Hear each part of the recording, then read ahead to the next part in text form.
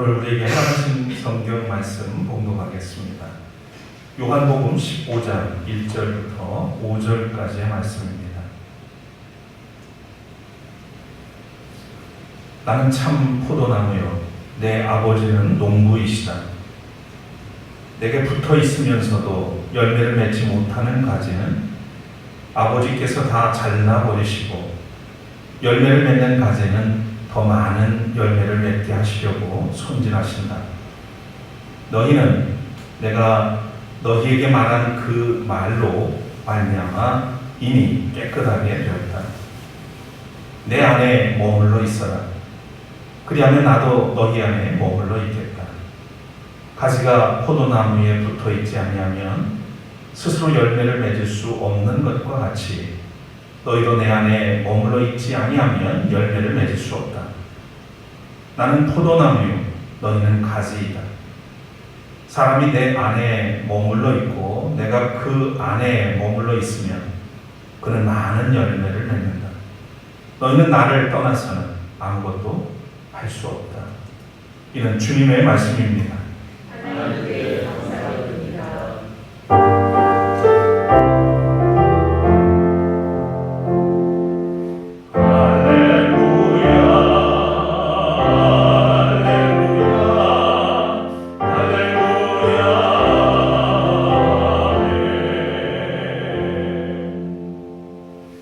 자리에 앉으시겠습니다.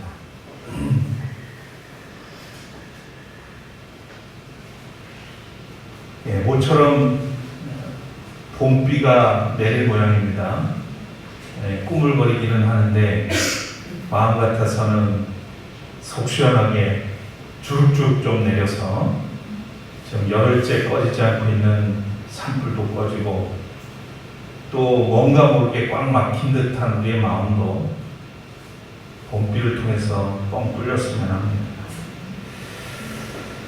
오늘도 주님의 위로와 평화가 우리 가운데 임하기를 빕니다. 오늘은 에고 에이미 예수님의 자기 선언 7번째 나는 참 포도나무이다에 대해서 말씀을 나누겠습니다. 먼저 우리 함께 찬양을 부르겠습니다. 오늘부터 폐해송으로 축복송으로 부를 찬양인데 함께 먼저 부르고 말씀 나누겠습니다.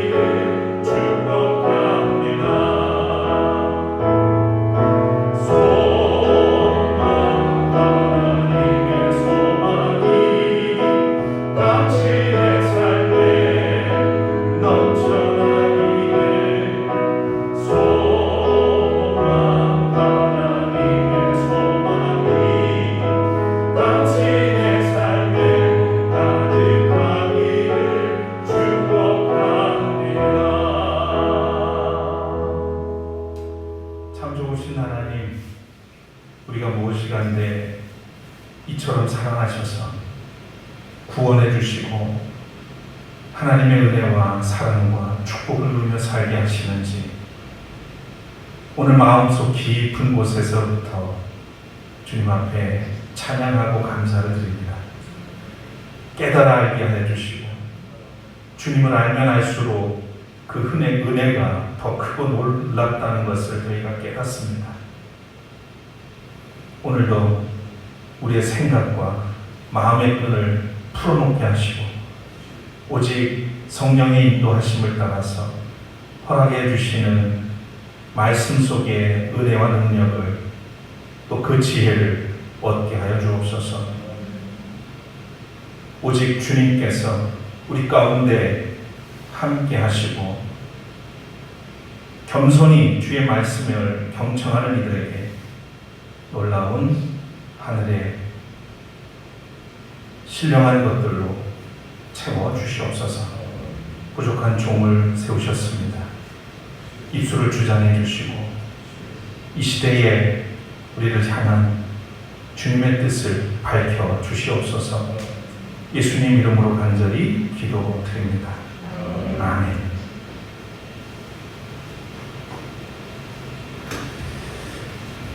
예, 우리는 그동안 요한복음에서 예수님께서 직접 밝히신 자기 선언을 통해서 예수가 누구인가, 또 우리는 누구를 믿고 또 무엇을 믿는가에 대해서 알아보았습니다. 나는 생명의 빵이다. 나는 세상의 빛이다. 나는 양의 문이다. 나는 선한 목자다. 나는 부활이요 생명이다. 나는 길이요 진리요 생명이다. 그리고 오늘 나는 참 포도나무이다에 이르기까지 여러 상징을 통해서 예수님은 자기의 존재 증명을 하셨습니다. 우리는 그동안 예수님의 이 에고 에이미를 통해서 그분의 신성과 인격을 만날 수 있었습니다. 그러고 보니 우리가 아는 만큼 믿음의 크기가 결정된다는 사실을 깨닫게 됩니다. 우리가 믿는 만큼 성장합니다. 그래서 예수님의 에고 에이미는 그리스도인의 정체성을 알게 하고 또 우리의 믿음을 성장시키기에 충분합니다. 얼마 전에 인근에 있는 장자산에 오르다가 저의 발걸음을 멈추게 하는 게 있었습니다. 바로 연리근이었습니다. 약 2-3m 정도의 거리를 두고 마주 서 있는 이 소나무의 뿌리가 서로 연결되어 있었던 것이죠. 그동안 몇 차례 이 산을 올랐었는데 어찌된 일인지 기억이 없습니다. 처음 봤습니다. 또 연리근이라고 하는 표지판도 저 사진처럼 서 있었습니다. 아마도 흙 속에 묻혀 있었다면 알 수 없는 일인데 보란듯이 밖으로 드러낸 이 굵직한 연리근을 저는 한참 동안 서서 감상을 했습니다. 오랜 세월 동안 이 두 나무에게 무슨 사연이 있었던 것일까? 이런저런 생각을 해보았습니다. 적당한 거리를 두고 자라난 이 두 소나무가 서로 떨어질 수 없어서 뿌리를 맞잡고 서 있는 모습이 참으로 애틋하고 정겨워 보였습니다. 물끄러미 바라보고 있자니 이내 숙연한 마음도 들었습니다. 우리도 이 연리목처럼 서로 연결되어 살아가면 얼마나 좋을까? 각각 모습을 가지고서 가지가 연결된 연리지처럼 손에 손을 맞자. 또 뿌리가 연결된 연리근처럼 마음과 마음을 연결이 돼서 서로 보듬고 살아가며 더불어 살아가면 얼마나 좋을까? 그런 생각들이 들었죠. 여러분, 신앙은 관계입니다. 신앙은 하나님과 나의 관계에 근거한 믿음의 행위를 말합니다. 그렇게 정의할 수 있습니다. 우리는 하나님과 나 사이가 죄로 인해서 단절되어 처절한 그런 소외와 불안에 휩싸여 살아가고 있는 인생이었습니다. 예수 그리스도께서 내가 하나님께 나아갈 수 있는 다리에 역할을 해주셨기 때문에 그것을 믿는 것이죠. 그게 신앙입니다. 그분을 주님으로 섬기면서 그분과 더불어 살아가는 것이 기독교 신앙입니다. 오늘 본문을 보면 예수님께서 제자들에게 고별 설교를 하시면서 주님과 제자 사이에 그 관계를 아주 진지하게 설명을 하십니다. 서로 믿음의 관계에서는 공간과 시간은 별 의미가 없습니다. 정말 서로 믿는다면 시간과 공간을 뛰어넘죠. 믿음이 있다면 애틋한 관계는 언제 어디서든지 계속 유지가 되고 또 시공을 초월해서 더불어 존재할 수 있습니다. 오늘 본문 1절에 보면 나는 참 포도나무요 내 아버지는 농부시다 이렇게 말씀하시고 5절에 또 가서 나는 포도나무요 너희는 가지다 라고 반복해서 강조하십니다. 우리가 앞서 살펴본 6가지 예수님의 자기 선언은 대부분 예수님이 구원자이심을 강조하는 표현이었다면 오늘 7번째 말씀은 조금 다릅니다.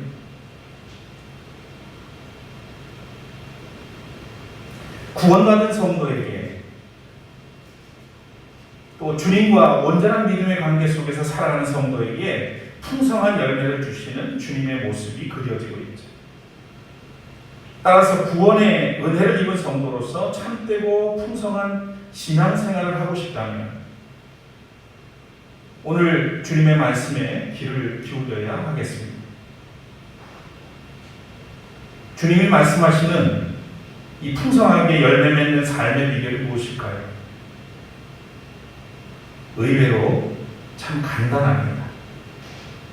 가지 무늬가 포도나무 되시는 주님께 붙어 있는 것입니다. 나무에서 떨어진 가지는 생명을 잃어버리게 되죠. 열매를 맺지 못하는 정도가 아니라 아예 죽는 겁니다. 본문 5절에 보면 해석이 필요 없습니다. 아주 간단하고 명료합니다. 나는 포도나무에 너희는 가지다. 사람이 내 안에 머물러 있고 내가 그 안에 머물러 있으면 그 많은 열매를 맺는다. 너희는 나를 떠나서는 아무것도 할 수 없다. 진행형입니다. 사람이 내 안에 머물러 있는 겁니다. 그럴 때 주님이 또한 우리 안에 머물러 있겠다 말씀하십니다. 신앙은 현재, 물론 천국 가는 건 나중에 주어지는 것이지만 오늘 여기서 지금 주님과 함께 사는 것입니다. 예수님은 인간의 상태를 누구보다 잘 아십니다. 소외된 인간은 홀로 살아갈 수 없습니다. 그래서 주님은 가지가 나무에 붙어있는 상태를 사람이 내 안에, 내가 그 안에 머물러 있으면 이라고 설명하셨습니다. 여기 안에라고 하는 말, 영어에서는 in이지만 헬라어에서는 n이라고 되어 있습니다. 이것은 전치사인데 장소의 개념을 나타내기도 하지만 인격적으로는 아주 가까운 관계를 나타내는 말입니다.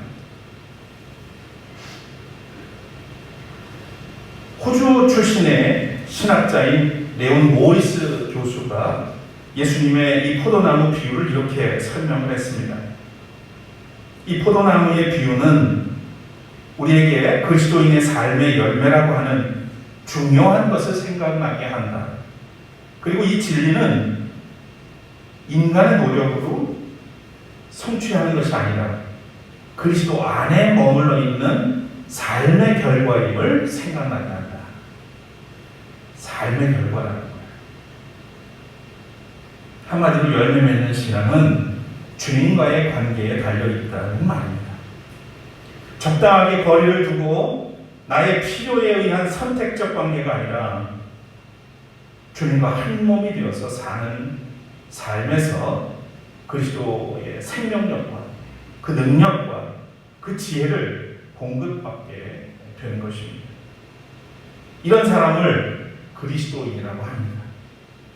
그냥 듣기 좋은 말로 그리스도인이 아닌 그리스도와 더불어 살면서 일체감을 가지고 살면서 그의 생명력, 그의 능력, 그의 지혜를 가지고 살아가는 그런 사람을 그리스도인이라 합니다. 저는 이번 대선 과정에서 우리 한국교회의 지도자들과 교인들에게 아주 심각한 문제가 있다는 사실을 확연하게 알게 된 것 같습니다. 저는 매우 심각하게 받아들이고 있습니다. 오해 없기를 바랍니다. 누구를 지지하고 누구에게 표를 행사했느냐를 따져보자는 것이 아닙니다.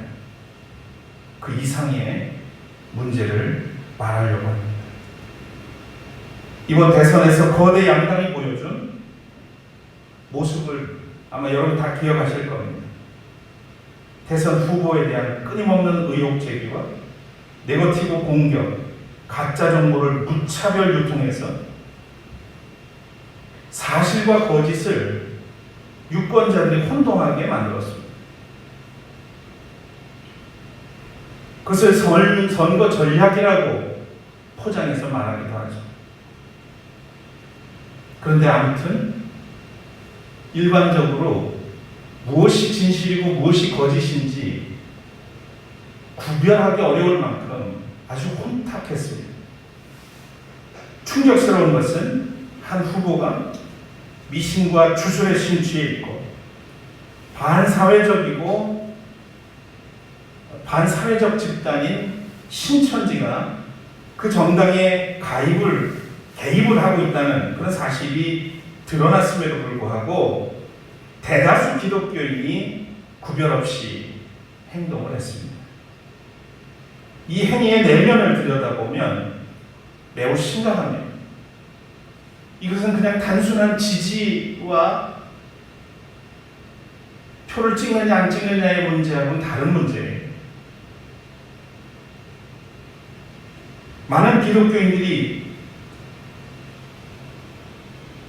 복음과 진리를 따르는 것이 아니라 자기가 보고 싶은 것을 보고 또 듣고 싶은 것만 듣고 또 믿고 싶은 것만 골라서 믿는다는 사실이죠.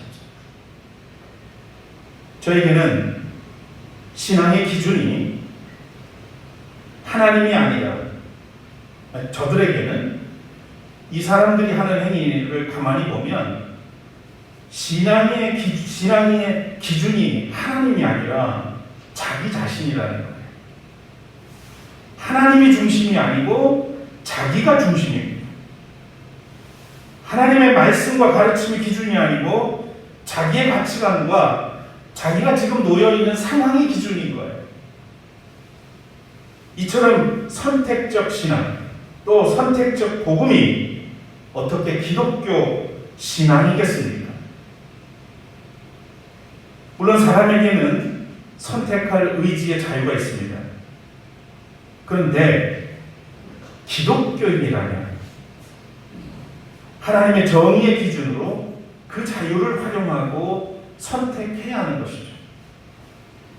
하나님의 뜻과 무관한 선택은 신앙이라고 할 수 없지 않겠습니까?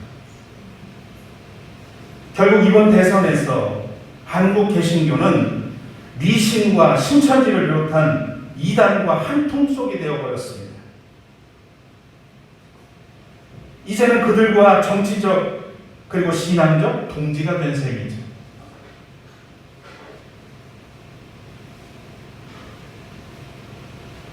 이제 무슨 명분과 정의로 그들의 비이성적이고 반사회적인 문제들을 지적할 수가 있겠습니까?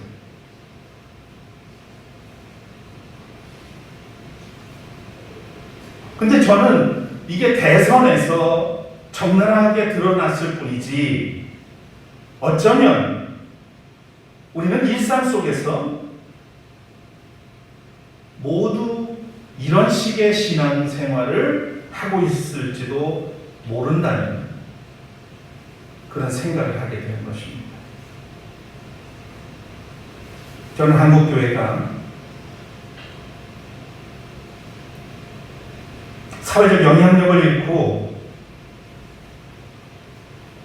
영적 권위를 상실한 이유를 분명히 이번 기회에 알게 된 것 같습니다.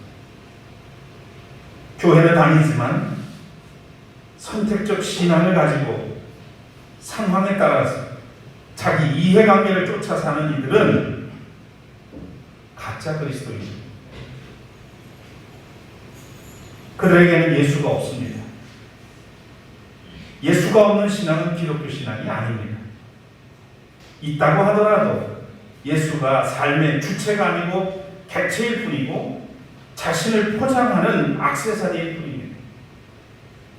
기독교 신앙은 예수 그리스도가 주 되심을 고백하는 데서 출발합니다. 로드십. 예수를 나의 주로 섬기지 않는다면 그 사람은 기독교 신앙이 아니고 믿음을 가졌다 이야기할 수 없단 말입니다. 그런데 그 주되심이 예수 그리스도가 아니고 자기가 주되심이 되어 있는 오늘날 한국교회의 모습, 그리스도인들의 모습을 이번에 드러낸 것이 아닌가 하는 안타까움이지요. 이것은 우리 모두의 공동의 책임이라고 생각을 합니다.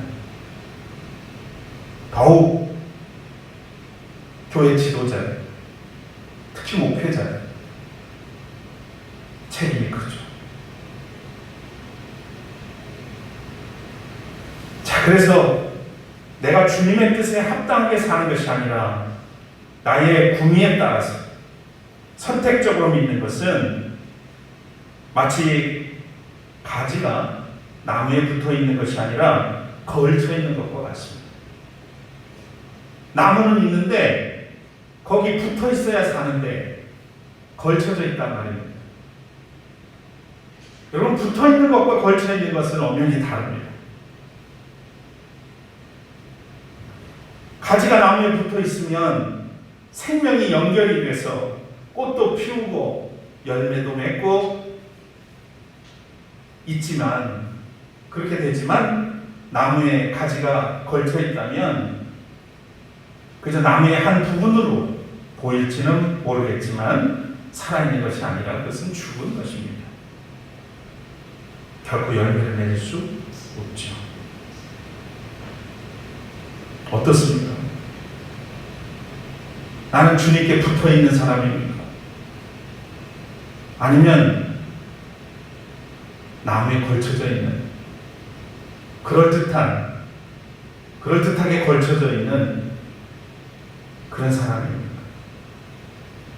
교회 생활도 마찬가지죠. 신앙 공동체의 일원이 돼서 섬기는 사람과 교회에 이름만 걸쳐놓고 선택적으로 교회 생활을 하는 사람에게는 공동체를 통해서 주시는 그런 은혜와 기쁨을 알 수가 없습니다. 예수 그리스도와의 관계를 벗어나서 자기의 기준을 따라서 선택적으로 믿는 사람은 유발 하라리의 표현을 빌리자면 호모 데우스, 즉 신이 된 인간이고요. 비교 종교학자 오강남 교수의 표현을 빌리면 깨달음도 없이 지금 내가 잘 되기 위한 신앙, 즉 표층적 신앙이라고 말할 것입니다. 심층적 신앙이 되어야 되는데 표면적으로만 그럴싸한